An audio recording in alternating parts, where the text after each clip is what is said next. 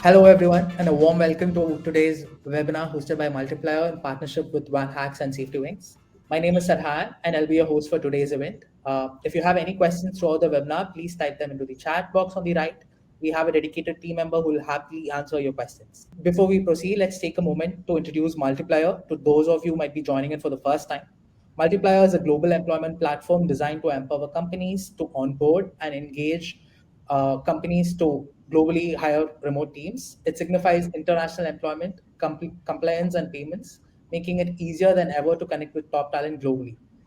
As we navigate through today's discussion, you'll gain deeper insights into how we can transform your approach to global employment. Now, let me introduce our speakers for today's webinars. Firstly, we have Lina Szaks, the SVP of Operations at Multiplier. Her knowledge and experience in global employment have been instrumental in shaping the solutions offered by Multiplier. Alongside her, we have Lona Alia, the head of revenue at SafetyWing, and Ilya Brotzky, the founder at VanHack. Lina, could you give a short introduction of yourself and what you do at Multiplier? Sure. As mentioned, my name is Lina Szaks. I've been in the global environment, specifically in global payroll and EOR for, over 18, 19 plus years, not to age myself by any means. I'm very familiar with this space. I have helped clients create, launch offers, I've helped different companies shape go-to-market strategies as it relates to global employment. And as Sarhan mentioned, I'm very excited to be here at Multiplier, helping them shape to the next stage of the EOR space. Thank you, Lina. It was very brief. And over to you, Lona. Could you give us a little brief about yourself and what you do at SafetyWing? Yes, thank you, Sarhan. At SafetyWing, what I do, I'm the head of revenue. And really, SafetyWing, what it does is that our customers are remote teams. So basically, we provide health insurance for these remote teams. But also, we have customers that are nomads. And basically, they travel the world and they need some type of a travel insurance. And we do that as well. In terms of me personally, I am a Y Combinator founder myself. I also have been like a nomad family for the last 5 years. So we've been traveling the world to different places and using things like SafetyWing to protect us and to also grow our team by hiring people from all over the world. So I have a lot of experience building teams from 0 to 1, especially sales teams, partnerships, demand generation, etc. So I'm really excited to share my experience with you today about what I've been building the last 5 years here at SafetyWing and also with my own startup. So, thank you, Lona. We're excited to have you on board as well. Moving on to Ilya, please a bit about yourself and what it is that you guys do at VanHack. Great. Hi, everyone. My name is Ilya Brotzky. I'm CEO and co-founder of VanHack. We are a tech recruiting company who helps software engineers get hired abroad. We've helped almost 2,000 people get hired and relocate to countries around the world. So yeah, we are a lot of times our candidates start remotely or start in their international location. So we like to help them get paid internationally, which is always a challenge. So it's something that we really are excited to talk about today. Excited to have you on board as well, Ilya. Okay, so guys, with the introductions done, let's move into today's topic, which is strategies for remote workforce collaboration and engagement. So Ilya, starting with you, how has the concept of remote work evolved during the global expansion process? And what are some of the key drivers behind this transformation that you would say? Well, I think this one has been a topic in the news a lot, and everyone kind of understands that the last few years have been a big boom in terms of remote work for obviously a lot of good and also not so good reasons. To kind of take a step back, when we started VanHack 8 years ago, I used to go to companies and say, hey, do you want to hire someone remotely or someone from abroad? And they would look at me like I'm crazy because back in 2015, 2016, the in-office culture was way stronger than it is now. And the remote companies like InVision, WordPress, or Automatic, those kind of pioneers were seen as kind of these strange companies. Fast forward to 2023, post-COVID, and all those things that happened that I don't need to talk about, everyone understands. It is way more, accepted and celebrated to have a remote work team, which obviously comes with the challenges we'll talk about today, but also has a lot of great benefits. So yeah, I think it's just in general, when people think about remote work and how it's been growing, it's been kind of a slow burn, and then all of a sudden, boom, everyone has gone remote. And now I think there's also some interesting conversations about people being forced back to the office and what all that looks like. Yeah, I think a lot of those kind of global events people understand, and I won't go into details about. Right. Thanks, Ilya. That was very eye-opening. And Lona, coming to you, we'd like to hear from you about the practices that onboarding remote employees have to face in different regions to maintain a consistent company culture and enhance employee engagement. So could you give a few of your words on that? Yeah, sure. And actually, I'll just say that at SafetyWing, we have about 200 employees in about 70 countries.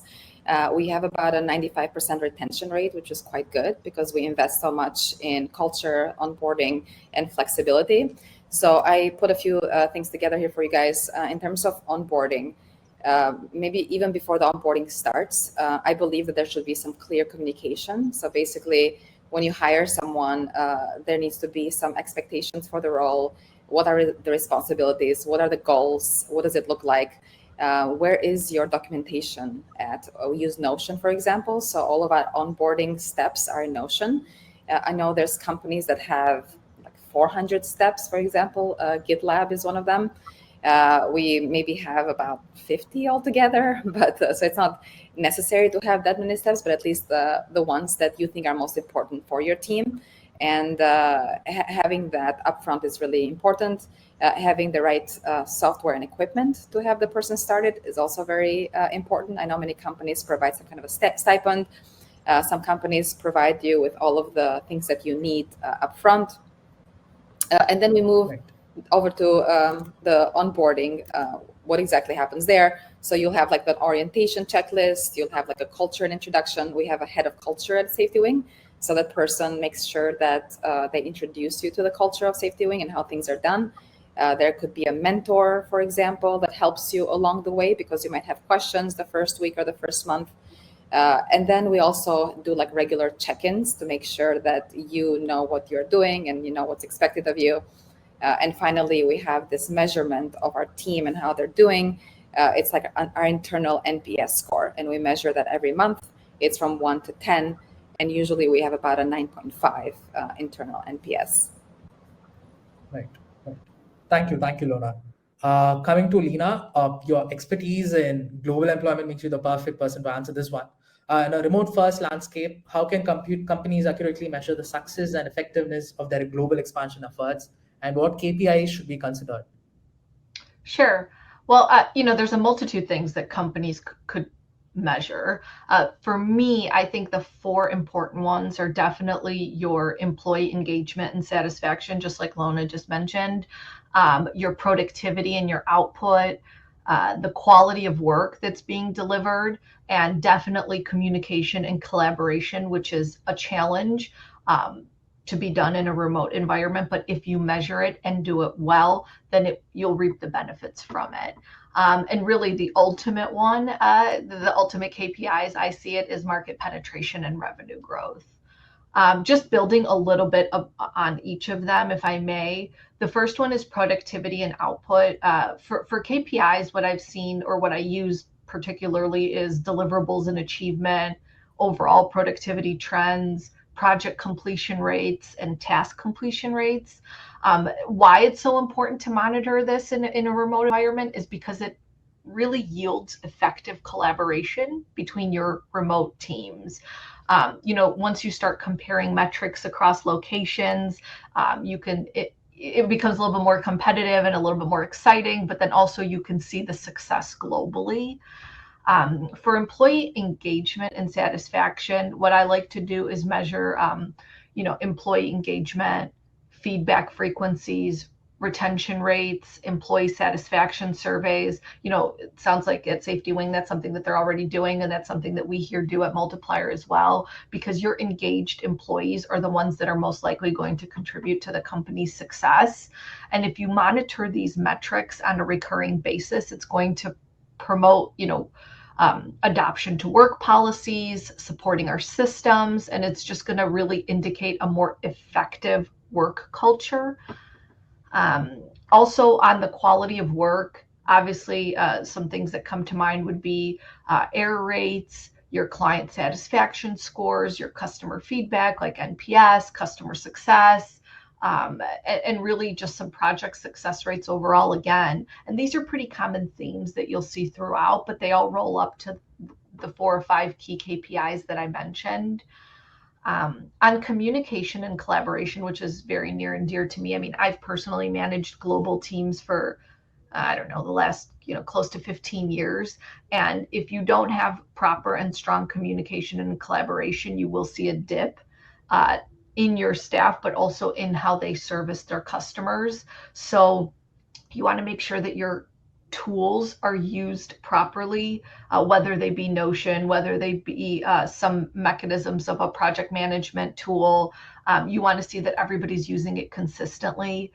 You want to make sure that you have, recurring virtual meetings and that the frequencies stay consistent. If you kind of drop off on those meetings, people won't keep they won't keep us serious with them as well, and that will deteriorate your cross-team collaboration. So you want to make sure that you're not only collaborating across tools and platforms, but you're doing it through the communication means that are pretty simple, like one-on-one check-ins. That's a key one that will really kind of enhance employee engagement overall. And the last one that I mentioned, which was market penetration and revenue growth. I mean, for a KPI on that, you want to make sure that your market share growth is going up. You want to make sure that your new customer acquisition continues to go up. And, your revenue that generates from new markets and expansions have a strong ROI. And why you want to measure those, to me, is ultimately the success of your global expansion. It should be reflected in the increased market presence and the revenue generation that you do see coming through. Right. Thank you, Lina. That was really, I do not know half of the things that were mentioned. So coming to the next part, both Ilya and Lina, if you could give your insights on this. What are the core benefits that a company can, look forward to when they're taking a remote first approach and also doing a global expansion at the same time? And, how can they make use of this in order to leverage and attract top talent at the same time? So, when you're thinking about the remote first approach, it obviously benefits. One of the huge benefits is opening up the world talent pool to you. There's obviously still challenges with that, pros and cons of the time zone and kind of how to work together across the world. But I always say this, and I really believe it's true. There's more talent that wants to relocate or get hired abroad or get hired internationally than there is in your current city right now. So if you're looking at, let's say, just tech talent, for example, that's in a specific city, you're only looking at 1%, maybe 2% of the world's talent pool, depending on what city you're in, probably even less, actually, in most cities. So when you open up the world, or when you start looking remotely, you can look globally and have talent from anywhere, really.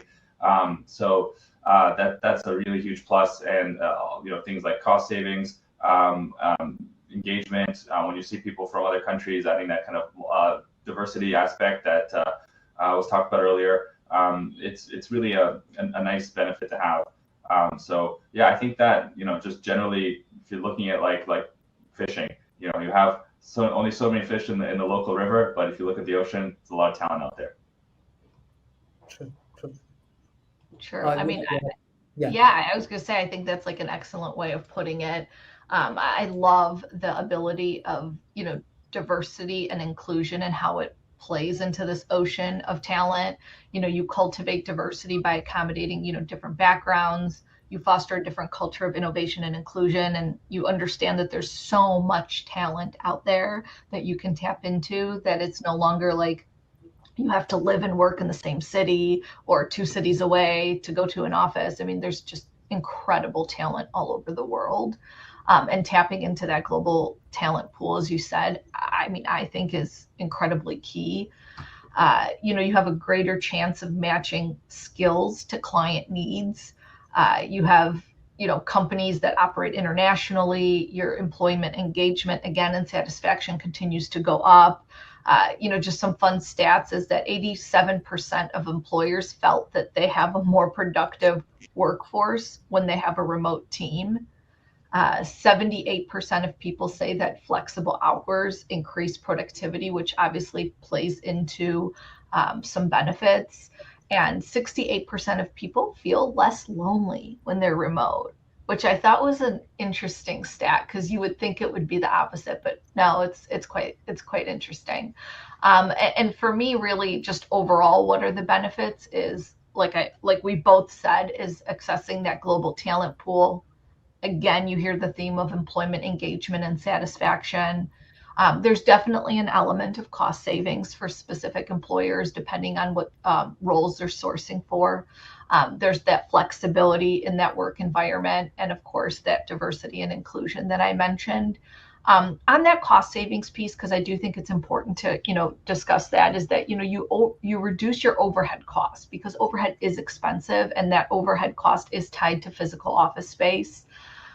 You redirect your resources for strategic initiatives, and you use those dollars elsewhere. And really, by leveraging all of this in a strategic way, employers don't have to fear a remote work environment. If you solicit feedback from your employees through strategy, through those satisfaction surveys that we talked about, or communication that that I had mentioned earlier, you will have your employees be heard. I think it's more relevant that your employees are likely to speak up in a remote environment versus being in an office setting.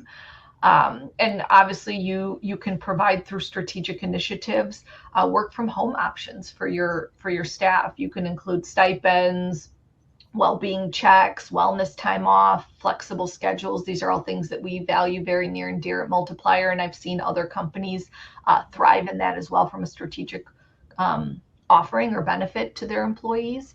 And you can also invest in upskilling your employees. If a lot of employees for decades have been saying that they want more training, more development, more opportunity, and by doing that cost savings of that office space, so to speak, you can invest those dollars into some skills development for your team.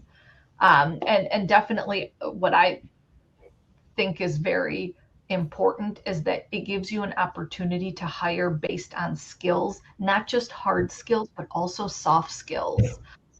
So there's a lot of ways to leverage these benefits through a strategic component that will be more advantageous to the company. I think one more thing I want to mention, if I can add here, Sarhan, is that by going remote or accessing a remote global talent pool, you're hedging your geopolitical and natural disaster risk.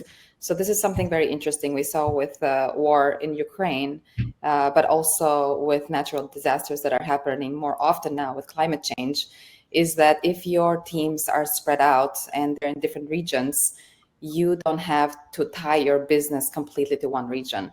So let's say all your operations were in Ukraine and Russia invaded, then your business will be completely down, especially for many weeks or until something was done there.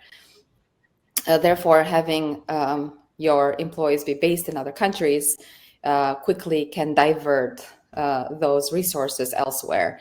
Also, something really cool with what we do at SafetyWing with health insurance is that if you do have a geopolitical situation, you can quickly move your people around and provide them health insurance in other countries. So, for example, we were able to provide health insurance to Ukrainians that were moving to other places in the world, or Russians that are leaving Russia and going and working elsewhere. So this is really important to be able to offer some type of global health insurance.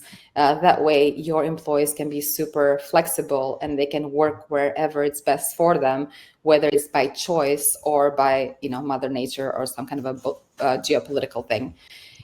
So that's one thing that I wanted to mention and add over here. Thank you, Lona. That was really insightful. But Lona, could you also give your insights on now that I've seen the benefits someone can look at having a remote workforce? A common concern that employees raise is remote work can sometimes blur the boundaries between both professional and personal life. So how can companies support their employees' well-being at the same time, ensuring productivity and accountability? someone's child. It's probably after school there. Yes, so that is very important. At our company, we make sure that that is done something, senior leadership sets up those boundaries. So in our company, we're very lucky that the founders are Norwegian, and they're very much believers of work-life balance, because they believe someone that is rested will be much more of a clear thinker, a better strategist, a better worker. And we make sure that we do give 20 days off minimum a year. That's 4 weeks. And then, of course, you can take as many other vacation as you want, because we do have unlimited time off. And the thing with unlimited time off is that people have to take that. If they don't take it, it's kind of like a fake benefit, and you have to watch out for that. We make sure that we also watch out for that. We don't just say you have unlimited benefits. We actually, give people off that time. And it starts at the top. So the founders do take the time off. They do take a week, a quarter, for example, and they're completely off any technology. So they're not on email or Slack or messaging you while they're on vacation. And they're really setting up that standard that it's okay to take time off. And when you do take your time off, you're not supposed to be answering to work questions. This is huge. And working in Silicon Valley for 5 years myself, I saw that was not the case at all, especially in the US.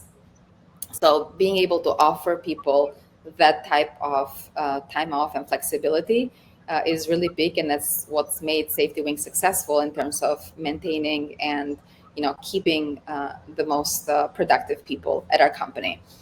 You want to be able to have some type of regular hours, so encourage your people to put their regular hours on Slack, for example. Maybe you mention the time zone you're in. Sometimes we put a flag next to our name. That way you can quickly see that someone is in Thailand or it's in Australia, and you can see the time zone. The other thing that we do is that we're not an anxious culture, so you can reply to a Slack message within 24 hours. You don't have to quickly reply within seconds. Some people might choose to do that because that's how they were taught in the past. But the founders, again, set a precedence here where when you message them, they will take their time to make sure that they are doing what's most important first, versus doing things that make them seem busy or that they're doing work, right? So there's a big difference here where we want to make sure that we work async and not ASAP. So when you work async, you want to make sure that you go into your day, you get the most important things done so that you can reach your goals, like Lina said, and then you can do all of the other things. There's a tendency in American culture where we want to seem busy and we're answering to things and we're posting things and we're making things like we're working. However, that doesn't mean that you are productive and that you are hitting your most important goals. So it's very important that you do regulate that culture in your company. And you do provide that flexibility and availability at the time that's best for people. Also have some kind of a feedback loop if you can, and then give them certain benefits that are great for them, like health insurance or exercise and wellness programs, or things that they can learn and they can get better. So that's my 2 cents. Got it. I hope people on the chat are taking notes of this and trying to implement the same in their company culture as well. Ilya or Lina, you guys have anything to add to that as to how, or we could just move on to the next question if not. Sometimes I do think companies or employees don't know the difference to make sure that they're working productively or not. I don't think it's like, people come to work and say, today I'm not going to be productive. I think, well, at least you'd like to hope that's not the case in most people, but when they do come into work, I think because it's so rapid fire and it is ASAP, depending on the organization that they've come from and the organization that they do work in, those lines do get blurred between productivity versus async versus ASAP type of thing. So I think just being aware of that and implementing the importance of that top down does make a huge difference. Something I implement myself is whenever I start, and I did it here too at Multiplier when I joined, when I'm off, like I'm off. There's a way to call the bat phone and call me when you need me, but I really try to, like, if it is a day off, to really, really be off, because I know that people emulate through behavior. And if my team does see that I'm working on my days off, they will think that I expect the same in return. And that's something so simple that if leaders do put that thought process into activities like that, it will definitely change the culture of their employees. I absolutely agree. That makes so much sense. Okay, so finally coming again to Lina, what are the challenges that companies might face when they are venturing out into new markets? In terms of compliance, legal issues, and other just common problems that companies might face when setting up an entity or things like that. Yeah, I mean, I do think working abroad or companies facing these challenges are real. I mean, we did just paint this lovely picture and how we can do it well, but there are challenges that can be overcome and are overcome with organizations like SafetyWing and VanHack and Multiplier. One challenge is, like you mentioned, Sarhan, is compliance and legal issues. I think, navigating in complex labor markets are no joke. There's tax regulations, there's employment requirements that can be very daunting, and especially if you're not an expert, could scare you away from doing that, and it could also cause reputational damage if it's not done right. Here at Multiplier, our EOR product provides a very in-depth knowledge of labor laws locally, and we ensure full compliance. By us acting as that legal employer of record, we assume all responsibilities for the contracts, and for all employment-related paperwork, legalities, and all that stuff that people don't really want to touch. And we help our customers and their supported employees minimize the risk of these legal issues, and we allow the companies to focus more on the core businesses. I think another challenge is cultural adaptability, where it's fun and great to kind of travel the world and employ people all over the world, but we have to also recognize that there are very sensitive, and we want to make sure that we're adaptable to all these different cultures, to their norms, to their best practices, to their holidays, to their communication styles.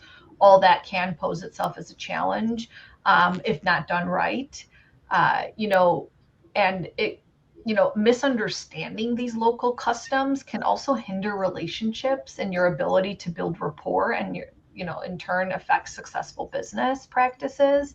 And, with Multiplier, our solution is that we have a strong presence in over 150 different countries to help align with our customers and their supported employees. We understand all the global inner workings and cultural diversity that I had mentioned, and we enable smoother interactions for these employees and these clients and their partners. And in turn, it helps us facilitate basically respectful engagement of these global practices in the global communities. Another challenge kind of that comes to mind is just that talent acquisition and onboarding. Identifying the right talent to hire locally and ensuring a smooth onboarding, as Lona mentioned her company does very well, can be a challenge in an unfamiliar market and in a country that you may not have touched before, hired in before. And, with the help of Multiplier, we can help establish that network to make it suitable, with companies like VanHack.